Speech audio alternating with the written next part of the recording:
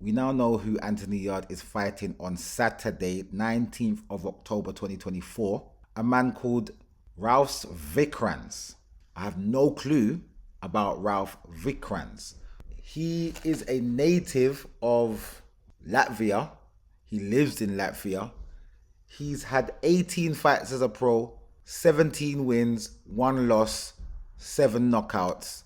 I have no clue as to anyone who he's fought, but I can see that he's fought from as high as heavyweight to as low as super middleweight and any other weight in between. I don't know what's going on, who this guy is. And this is my problem with Anthony Yarde's career. He goes from fight, I don't know how he works it out. I don't know how his promoters worked it out for him, but he goes from fighting absolutely nobodies, people that you've never heard of, people that you've never seen before. He goes from fighting them straight to fighting champions. And all them contenders in between that get skipped over. The only credible contender he fought was Lyndon Arthur, who he lost to and then had to rematch to get the win. This fight that he's supposed to be having with Joshua Buatsi has been going on for so long. So I don't even care about that fight anymore, in all honesty. People are saying it's the best light heavyweight fight in Britain. I don't know anymore because I don't really care about that fight anymore because they've been threatening to make it and they haven't made it like it's some great sought after fight which everybody's trying to, so desperate to see. No one really cares. Nobody cares. I like Anthony Yarde. That's my guy. He's my guy still. I can't lie. Yeah, I also like Joshua Buatsi, but it's not about Joshua Buatsi today. It's about Anthony Yarde and this guy Ralf Vicrans. Obviously, it's a comeback fight. Not necessarily a comeback fight as in coming off of a loss. He's not coming off of a loss. He's just coming off of a long layoff. This Anthony Yarde I'm talking about. And although Ralf Vicrans has lost, he's had 2 wins since that loss. I don't know anything about this guy, so I can't predict. I expect Anthony Yarde to win because that's why they've put him in there. This is like his introduction to boxer, or is it? Is it a fact that his brethren, O'Hara Davis, got him on this card because he couldn't work out a fight with his situation with Frank, so they got him onto this card? Obviously, Ben Shalom's going to use it to his advantage and try to, I don't know, maybe try to sign him. I don't know what he's going to try and do.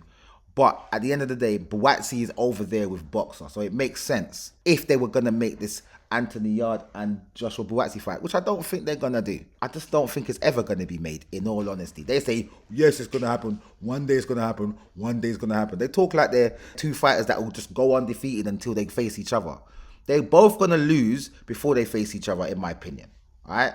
Anthony Yarde has got 3 losses on his record anyway. So that's all gone. But anyway, we see Anthony Yarde coming back. We now know who he's fighting. Yes, so Anthony Yarde versus Ralf Vicrans on the undercard of O'Hara Davis versus, I don't even know this guy.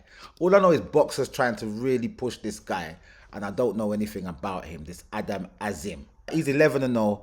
O'Hara Davis is now a gatekeeper, it seems like, because he's obviously being put in there to test Adam Azim and see if he can beat Adam Azim. But I'm sure that boxers and the rest of the promoters are expecting Adam Azim to come through this fight victorious.